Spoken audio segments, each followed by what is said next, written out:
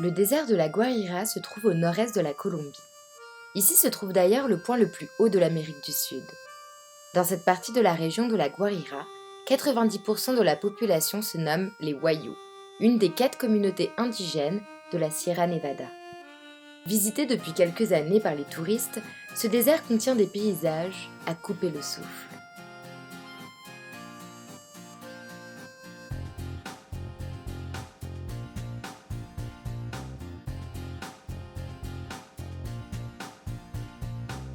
Il y a au désert un paradoxe si fascinant que le mirage existe.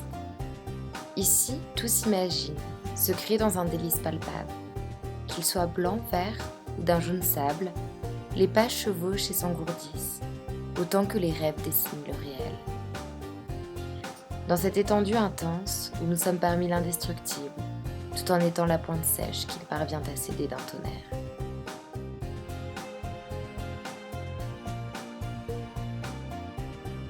Oui, mais voilà, qu'est-ce qui se cache derrière tout ça ? Extrême pauvreté, corruption, peuple négligé par le gouvernement, manque d'eau, sécheresse, mort, mendicité violente, réchauffement climatique.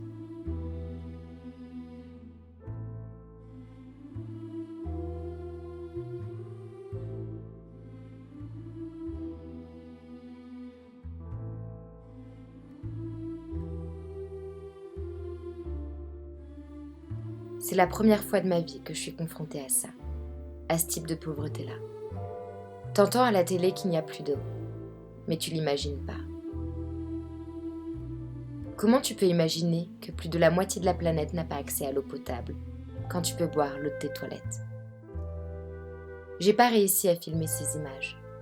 C'était trop rapide, trop intense. Ces enfants qui courent de toute leur force vers ta voiture, les nerfs à vif. Ils en ont rien à foutre de mourir à ce moment-là. Avec leurs yeux en orbite, leurs doigts prêts à choper n'importe quoi. Comme si c'était ça, ou la mort. Comme si. Pourquoi je rajoute le comme si ? Pour me rassurer que ces gens-là, je les ai pas laissés crever. Donc tu l'entends depuis des années, tout ça. Le réchauffement climatique, le manque d'eau, la misère dans le monde, le pouvoir des grandes puissances qui ferment les yeux, qui abandonnent des milliards de gens, qui abandonnent des futurs. Et là, à presque 30 ans, tu tombes là-dessus. Et tu te dis, mais qu'est-ce que je suis con d'avoir douté ? Qu'est-ce que je suis con d'avoir dormi, d'avoir pensé que ma bouffe, je peux l'acheter tranquille dans ma poubelle que je recycle même pas. De toute façon, je suis trop loin pour qu'ils en mangent un. De toute façon, je suis trop loin pour les atteindre. Trop loin pour qu'ils m'atteignent. J'espère qu'on ne sera pas aussi con que moi. En tout cas, pas trop longtemps. Et que même si on est con, on a le droit d'être con, de l'avoir été. C'est vrai que ça paraît dingue. Trop dingue pour être vrai, tout ça.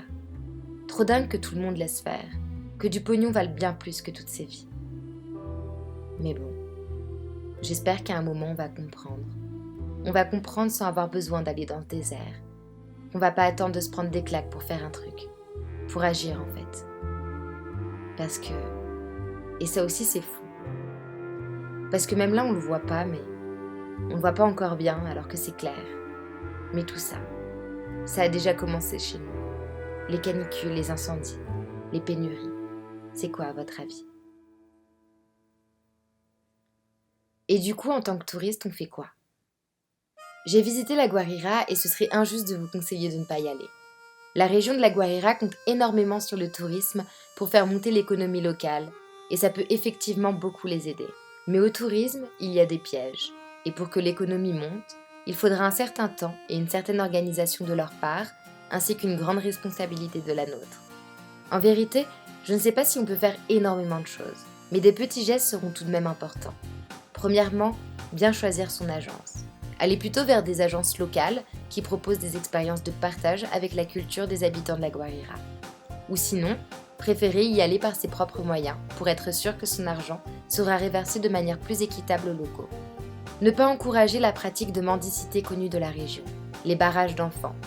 Déjà, parce que de plus en plus d'enfants ne vont plus à l'école depuis que le tourisme fleurit, car ils considèrent qu'ils ont plus à gagner en arrêtant les 4x4. Ensuite, car tous les ans, plusieurs enfants meurent sous les roues des voitures.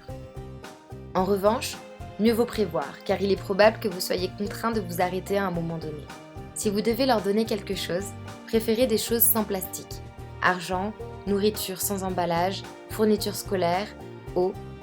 Et le dernier point, respectez les lieux. Les voyous ont de multiples croyances qu'il serait intéressant d'apprendre à leur côté. D'où l'importance de vivre cette aventure aux côtés des locaux. Par exemple, Cabo de la Vega est un lieu de recueillement, où le silence est important. Ce serait dommage que le tourisme grandissant empiète sur ces croyances si importantes aux yeux de la population locale. Et peut-être que la dernière chose que nous pouvons faire pour aider le monde et s'aider soi-même, ce sont ces gestes du quotidien. Ou peut-être même des remises en question plus sérieuses de nos modes de vie. Certains parlent de privation de liberté. Moi je dirais plutôt du mieux vivre ensemble.